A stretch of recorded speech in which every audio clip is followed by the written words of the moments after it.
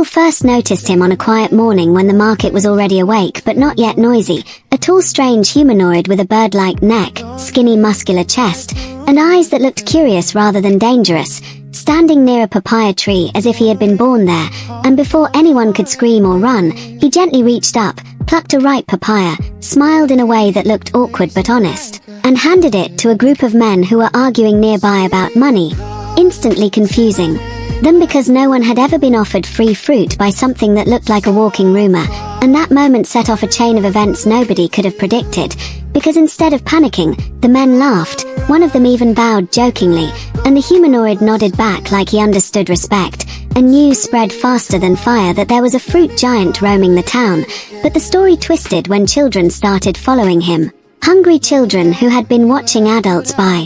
food they couldn't afford, and the humanoid noticed their eyes before their stomachs made a sound, so he walked to the papaya tree again, but this time instead of papaya, he went to the banana woman, the one in photo 1, balancing bananas on her head like a crown earned through years of survival, and everyone thought he was about to steal from her. Phones came out, fear mixed with excitement, but instead he slowly took a banana, replaced it with 2 papayas, and then crouched down to the children's level, handing the bananas to them one by one, and the woman didn't scream, didn't shout, she just stared, then laughed, because somehow her tray felt lighter and heavier at the same time, lighter in weight but heavier in meaning, and that's when things became funny and shocking because the humanoid started copying human behavior badly, like really badly, waving at birds who waved back, trying to whistle and instead sounding like a broken kettle, accidentally scaring himself when his reflection appeared in a shop window, jumping back like who is that handsome stranger,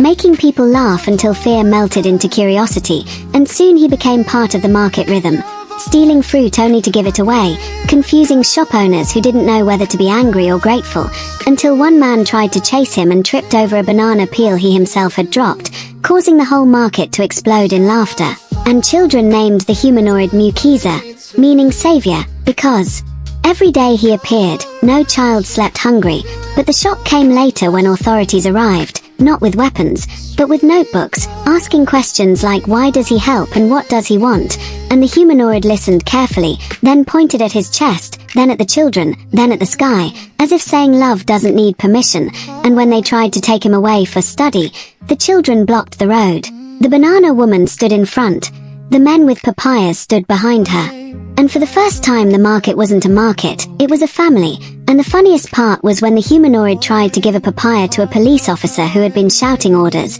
and the officer, without thinking, took it and said thank you, causing everyone to burst into laughter again, breaking the tension like glass. And the shocking truth came out later when a journalist asked the humanoid where he came from, and he pointed at the trees, the soil, the people, as if to say he wasn't from somewhere else, he was from here, from generosity forgotten, from kindness people thought was weakness, and one morning he disappeared. No goodbye, no footprints, just ripe fruit everywhere, and people swear that even today, when someone gives without expecting anything back, when a seller smiles instead of shouting, when a child eats before asking, they feel like Mukiza is still there, tall, awkward, funny, shocking, reminding everyone that sometimes the most unexpected creature is the one that teaches humans how to love again.